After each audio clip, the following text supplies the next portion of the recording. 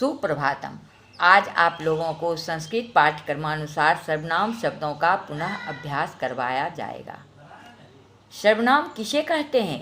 संज्ञा के बदले जो शब्द आता है उसे सर्वनाम कहते हैं। संस्कृत में यह के लिए इदम और एतत्, वह के लिए तत् और क्या अथवा कौन के लिए किम सर्वनामों का प्रयोग होता है। संज्ञा के लिंग, विभक्ति और वचन के अनुसार सर्वनामों के रूप बदल जाते हैं।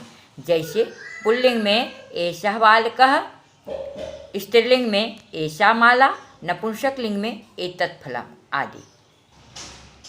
इसी तरह से द्वितीय विभक्ति में वाक्य प्रयोग करेंगे।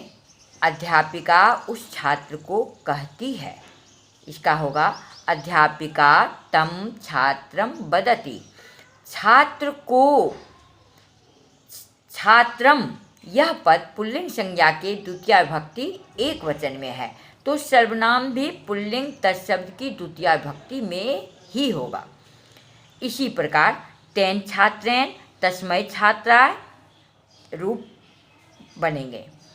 स्त्रीलिंग में हो गया सा बालिका, ते बालिके, ताः बालिका।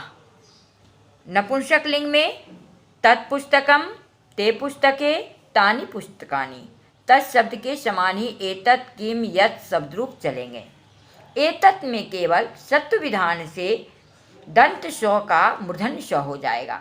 इसका नियम है अ और आ को छोड़कर किसी भी स्वर के बाद यदि विभक्ति का दंत स्व हलंत आता है तो उसका मूर्धन्य स्व हलंत हो जाता है। जैसे पुल्लिंग तत् के षष्ठी और सप्तमी बहुवचन में तेषाम, तेषु है, तो स्व के पहले अ या आ को छोड़कर कोई दूसरा स्वर वर्ण है, ए है, तो मूर्धन्य स्व हो गया।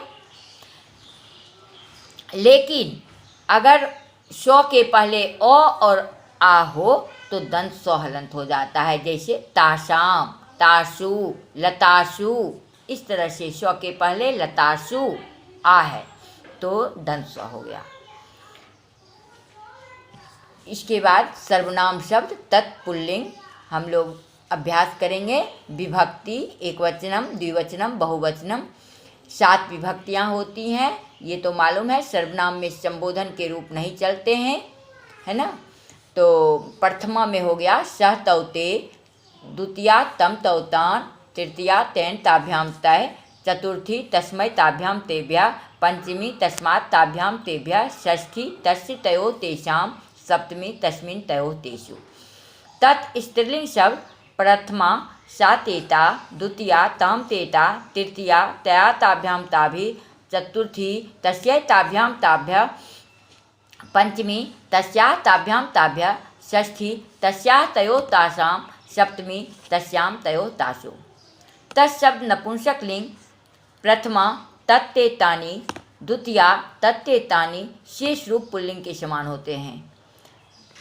गृह कार्यम तत्, एतत् और किम सर्वनामों के तीनों लिंगों में रूप लिखकर याद करें। दूसरा, तत्सर्वनाम शब्द से 5 वाक्य बनाएं।